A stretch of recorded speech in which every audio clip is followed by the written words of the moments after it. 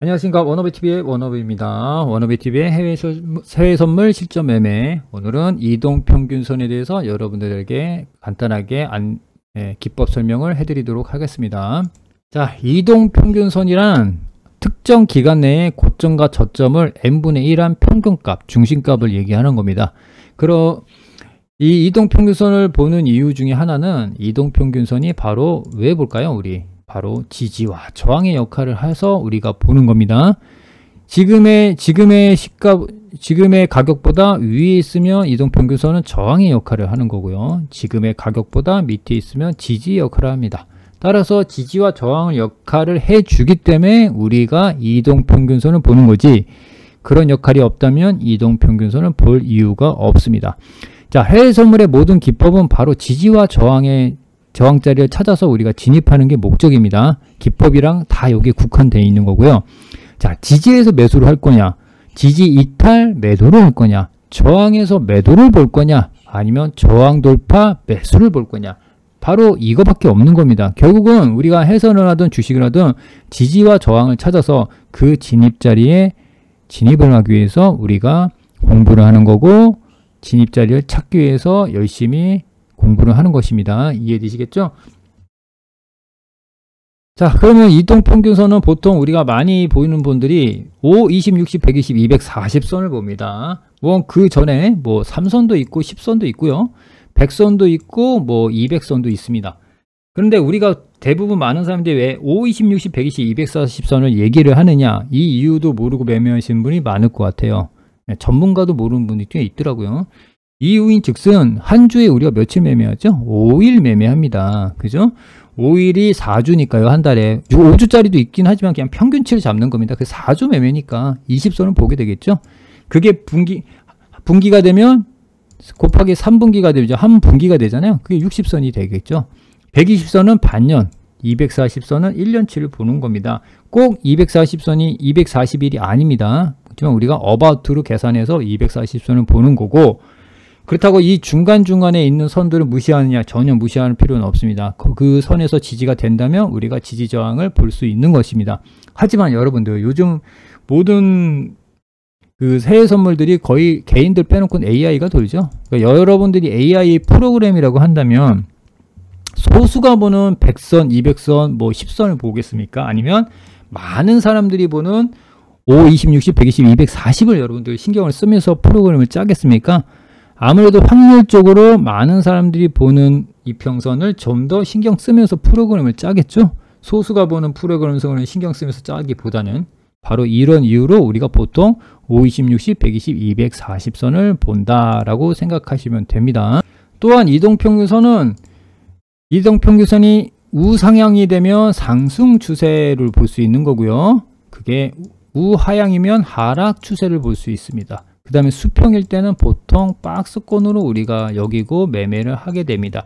당연히 상승 추세는 지지 매수 위주로 봐야 되고요. 하락 추세일 때는 저항권 매도 전략을 취하는 게 노멀합니다. 이해되시겠죠? 자, 그러면 이평선이 이제 가끔 벌어질 때가 있습니다. 그죠? 이평선이 쭉 벌어집니다. 벌어지면 이평선은 만약에 이게 5선이라 잡고요. 밑에 20선이 이렇게 벌어져 있으면 각을 세우면서 올라오겠죠, 이제? 이렇게 이격이 벌어지면 다시 이격이 붙으려고 해요. 그러면 우리가 공부할 때 이격이 벌어지면 이격이 붙는다. 단순하게 우리가 이렇게 생각해버리면 되게 까먹기 쉬워요. 이유가 있어요. 그러니까 여러분들이 모든 기법을 배울 때는 바로 왜 그러지라는 이유를 꼭 찾으셔야 돼요. 그래야 그게 자기게 되고 매매할 때 실제적으로 활용할 수 있는 거예요. 왜냐하면 각을 세워서 올라간다고 하면 바로 급격한 가격 상승 매수세가 들어온 거잖아요. 그러면 올라가면 올라갈수록 어떻게 되겠죠? 차익 실현을 하고 싶잖아요, 여러분들. 그러면 팔기 시작하겠죠? 그래서 어떤 특정 5일선 이탈 음봉이 떨어지면 너도 나도 팔고 싶어 해서 급격하게 가격 조정을 받아요. 그래서 어떻게 돼요? 이 이격을 좁히는 거죠. 그래서 이격이 벌어지면 이격이 붙으려는 성격이 있다라고 보시면 됩니다. 그래서 요 이격에서는 요 이격까지 메우려는 성격이 강해갖고 보통 보면 다음 지지대가 다음 지지 이평이잖아요. 그래서 이격도 매매라고 우리가 보통 합니다. 역배 올릴 때도 마찬가지입니다. 이렇게 5선이 있고 20선이 있으면 여기서 돌파 양봉이 5선 돌파 양봉이 나오면 20선까지 올라가려는 경향이 있습니다. 그래서 요거를 먹겠다고 우리가 매수해서 매수 단타를 칠 수 있는 겁니다. 이해되시겠죠? 그 다음에 이평선은 5, 20, 60, 120, 240선을 기준으로 밀집을 할 때가 있습니다. 예. 자, 생각해보세요. 단기 이평과 장기 이평이 모인다면 여러분들 왜 모일까요? 이것도 이유를 찾으셔야 돼요. 그냥 모이는 게 아니에요. 여러분들 왜 그러냐면 이거는 개인이 할 수가 없어요. 이평이 모인다는 것은. 왜냐하면 긴 시간 동안 이평이 모인다는 것은 누군가가 고점과 저점을 막아놓기 때문에, 즉 가두리를 쳐놓기 때문에 바로 이평이 단기 이평, 장기 이평이 다 모이게 되는 거예요. 이거 개인이 할 수 있을까요? 예, 이 개인은 못하겠죠. 당연히 개인은 각기 성향이 다 틀려서 짧게 먹는 사람, 길게 먹는 사람이 다 틀려갖고 이렇게 모아놓을 수가 없습니다. 그러면 어떤 큰 특정 세력들이 바로 가격을 통제하기 때문에 이평이 한 곳으로 모입니다. 그럼 바로 이게 매집이 되겠죠. 매집이 되면 뭐 할까요? 바로 발산을 합니다. 수익 실현을 시킬 거 아니에요. 물량으로. 그게 상방이면 정배열, 하방으로 가면 어떻게 되겠습니까? 역배열이라는 패턴을 만들어 줍니다. 그래서 이평이 모이면 바로 이평 밀집이면 변동성을 암시하는 거예요. 이해되시겠죠? 이평이 밀집하면 아, 이제 뭔가 추세가 터지겠구나, 이제 변동성이 크게 나오겠구나 라고 생각하면서 우리가 시장을 바라보면 됩니다. 자, 가장 굵직한 이동평균선의 비밀을 이렇게 말씀을 드렸고요. 비밀도 아니죠. 정석을 말씀드렸고, 이 다음 편에서는 조금 더 이 지금 방금 이 가장 중요한 이 키포인트를 가지고 제가 차트를 가지고 하나하나 설명을 해드리도록 하겠습니다. 일단은 오늘은 여러분들이 이동평균선의 성질에 대해서 한 번씩 간단하게 공부하시고 익히시기를 바라면서 오늘은 이렇게 마무리하도록 하겠습니다. 네.